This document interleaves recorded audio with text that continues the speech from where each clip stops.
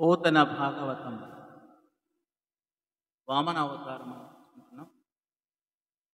వామనుడు బలిచక్రవర్తితో బలిచక్రవర్తి యొక్క వంశం గురించి తెలియజేస్తూ ఉన్నాడు.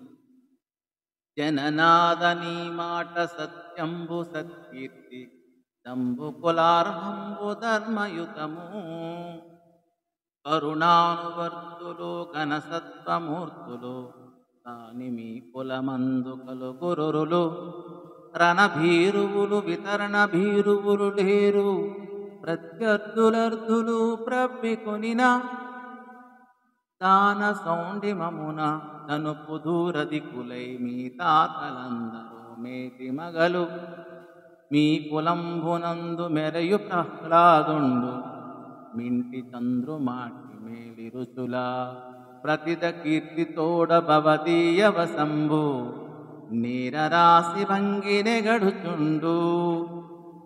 ఇప్పుడు నాకు నీవు అన్న మాట యథార్థం మహారాజా. మంచి కీర్తిని ఇచ్చేది నీ వంశానికి తగినది, ధర్మంతో కూడినది మీ వంశం. మీ కులంలో కనికరం కలవారు ఆత్మబలం కలవారు తప్ప వేరేవారు పుట్టలేదు. మీతో యుద్ధం చేయడానికి కానీ దానం ఇవ్వడానికి కానీ భయపడేవారు ఎవరూ లేరు.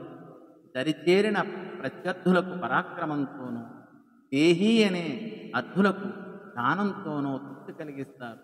మీ తాతలు అందరూ గొప్ప మేటి వీరులు.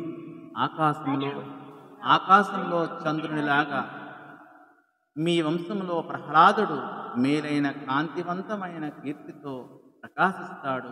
మీ వంశం సమృద్ధమైన ఆ కీర్తితో సముద్రం వలె పెంపారుతుంది అని ఈ పద్య భావము. ధన్యవాదములు.